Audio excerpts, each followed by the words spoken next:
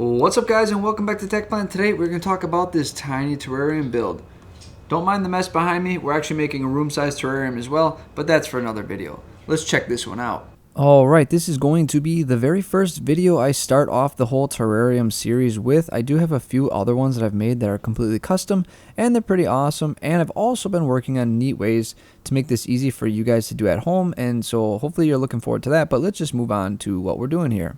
This is going to be an all glass terrarium. It's going to be, I think, 4 inches wide by 4 inches wide, right? Or like width and depth, I guess. And then maybe I think it's about 8 inches tall or 10 inches tall.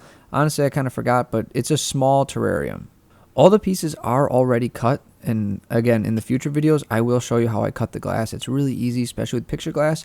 The picture glass is a little fragile for anything large, but this small stuff, it works really well and it's really cheap.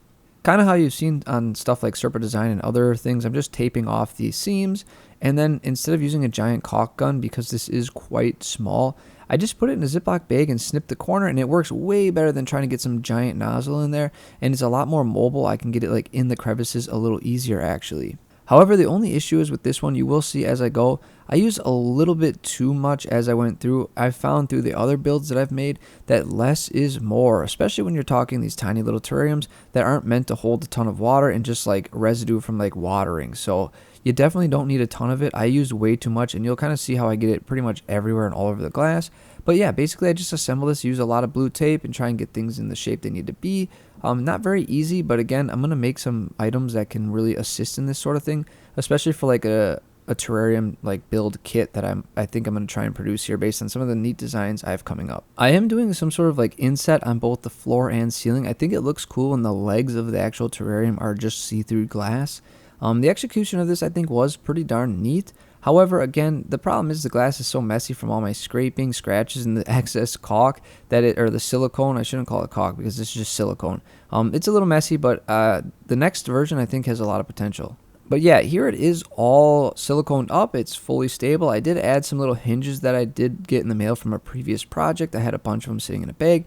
And then I also 3D printed a little like latch edge piece, so that way I'm not cutting myself on the glass.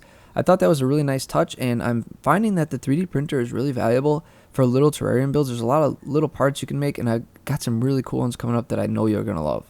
I'm laughing looking over this footage because the black background was supposed to be to like really accentuate the glass, and it really does, and you can just see all the fingerprints, all the dust, all the leftover silicone, and just how messy things have gotten. Again, please ignore that. This is the very first build, and I'm learning quite a lot. So yeah, it was supposed to be really cool and like neat, but it just looks dirty. Now we have a nice little terrarium. We need to fill it with plants, so we got to raid the plant room. You can tell this is old footage too because the plant room is completely different now. I'm like rearranging everything and turning it into a giant terrarium, which is kind of funny that this is a mini terrarium because this entire room is going to become a large terrarium. I've got a lot of this little like creeping oak fig that I'm going to fill this thing with, along with a bunch of other stuff. I did propagate a bunch of these little begonias. You'll see a video coming out soon of a prop bin that I took these out of and started a new one. These are really awesome for terrariums. They get really good color when they're in like a better setting than a prop bin, and they spread pretty quickly, so I definitely want to put one of these in there. In this one I have this little like, I don't know what it's even called anymore. I got this years ago. I want to say it's like something Amazonica or something like that, but it's really pretty. It stays really small and it's just rather beautiful. I've actually got some pretty cool driftwood that we're going to chuck in here, so we have some sort of backdrop, and it's going to be pretty neat. And then along with that, I'm just going to use some volcanic rock. I don't really have much else to throw in there. I think this will be good for both aeration and allow things to sort of grip onto it because it's quite porous. The first thing I did was test out some of the hardscape. That's going to be not really the focal point, but it's going to be the backdrop and what's in the back of this little micro terrarium. There's not much that fits in here because, again, the dimensions are pretty small, but I do like smaller things because they don't take up space. So I did find that this piece of wood worked best as it fit quite flat against the back and just really filled up the space nicely, and I just like the angle that it's sitting at. Like I said earlier, I'm going to use some volcanic rock. However, I do need some sort of substrate in this thing, and I know a lot of people love the fluval stratum, so we're just going to chuck some of this in here. I got some old stuff sitting around, and I'll just reuse that and dump it in here. This will be pretty good because, again, there's a lot of airflow in this stuff, so whatever I like plant in there shouldn't die of root rot since I don't have a lot of space for like the traditional layering you see people put in terrariums. Honestly, I don't think most terrariums even need that stuff, so we're just going to go with a straight regular substrate. And then just because I was feeling a little wild, I had a different substrate that I threw in here. I want to say this is sea chem, like the black fluorite or whatever. I had some leftover stuff from a fish tank, so I figured I'd chuck that in on top just to give it the nice like black look, and that'll go nicely with the volcanic stone that I'm adding in next. I tried to pile it up along the back a little bit just to take up some of that empty space that was left behind from the actual like wood that I put in there. However, I wasn't piling up super nicely, so I just sort of settled for what you see here. And again, I'm going to stuff this with so many plants that it really shouldn't matter.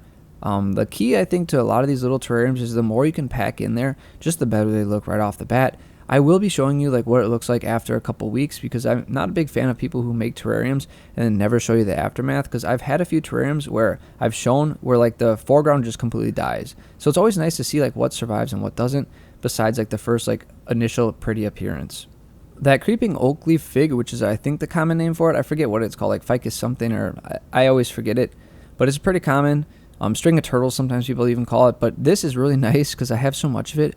I can just pack it in there. I mean, it's literally just jammed in there, and it immediately fills out that background really nicely. I actually love this stuff because it takes up so much space. It's so dense and it's so beautiful. I have another awesome terrarium that I'm going to do an update on, that whole orchid terrarium, and this stuff has filled it out so nicely, and it's just done so well. I love this stuff. So it's really easy to fill up a lot of blank space with it, and then from there you can just fill it in with everything else.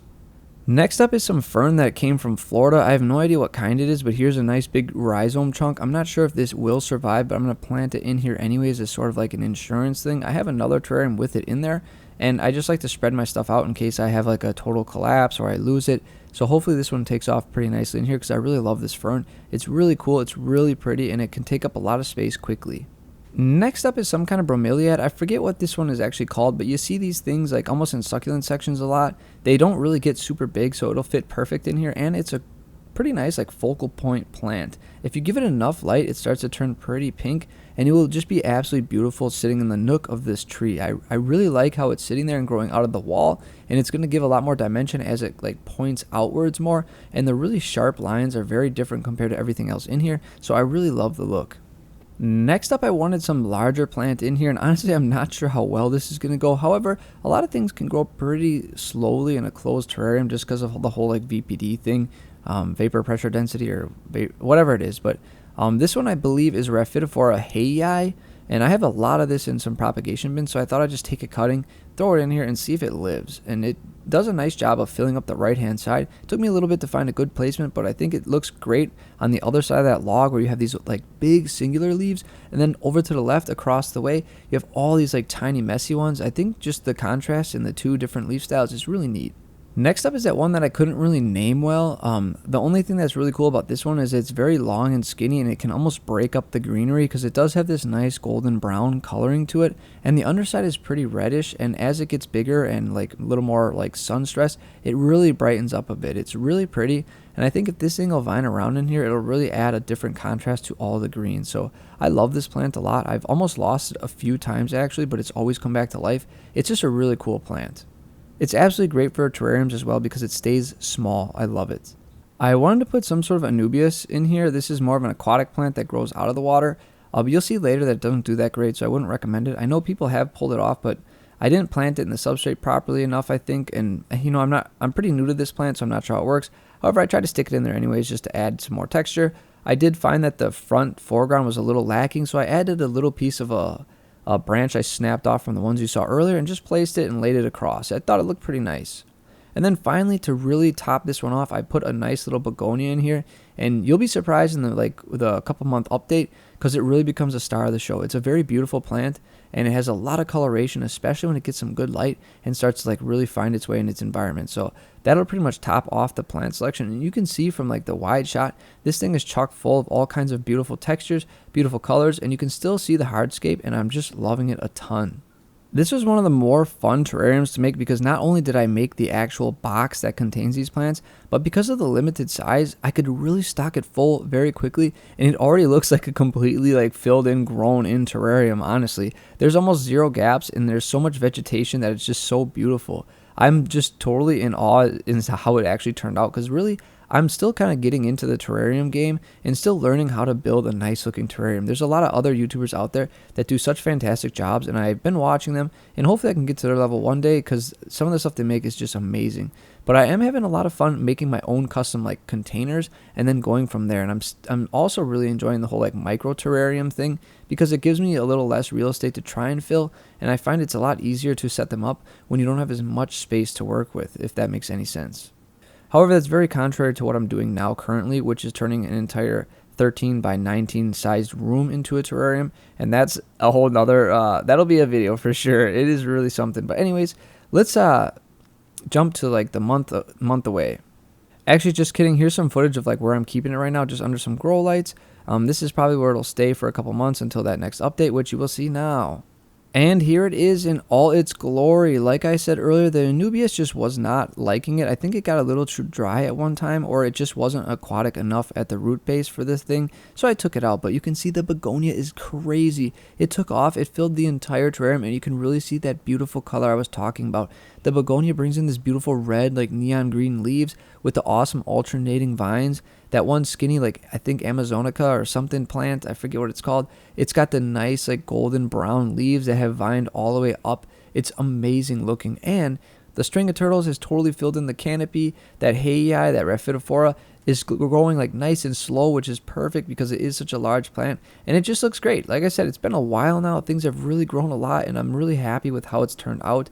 Everything looks nice and healthy, and I just can't wait to see how this is going to grow over time. I am thinking of making like a PDF on all the dimensions you need to cut to make something like this, because again, it's just picture glass, and you can get a glass cutter for like $3 at the hardware store. It's really cheap actually, and this glass doesn't cost more than maybe like $7 total, so it's a really easy thing to make at home, besides like I guess a little silicone. But I'm thinking of making a PDF on like everything you need, and maybe releasing that to like a Patreon or something. Again, I know a lot of people have suggested I make a Patreon, but I do want to provide like true value other than me just like talking on camera about like behind the scenes stuff, because I don't know if that's like enough, but I think PDFs or like even full-on kits would be a great idea. Let me know what you think about that. Also, tell me what you think about this terrarium. This is probably what I think my best like build has been. I have other cool ones coming up that I think are even cooler, but yeah, I just really love this terrarium, and let me know if you want to keep seeing more terrarium content. Well, that sums up this little terrarium build. I hope you guys did enjoy this. It does have some tape on there because there were some failures with the super glue for the hinges, but overall, I think this is pretty cool. I think at this point we must be at like 4 or 5 months later than just the 2 months that was in the video. And it's still going strong, and things are still growing pretty cool. So I got a lot more of these small terrariums that I hope you guys are looking forward to. And again, the big terrarium, if you didn't see my last video, I'm literally taking the entire plant room, taking everything out, constructing like hardscape, giant rocks, fake trees, a pond, a waterfall. It's going to be a giant terrarium in my basement. I don't know if it's going to be successful, but we're going to dump a lot of money into it and see what happens. Anyways, hope you guys like the mini terrarium and you're looking forward to the large terrarium and other mini terrariums. I guess if you like this stuff, leave something in the comments about it, maybe other types of terrariums you might want to see. But as always, guys, may your plants go strong and healthy. Keep experimenting. I'll see you next time.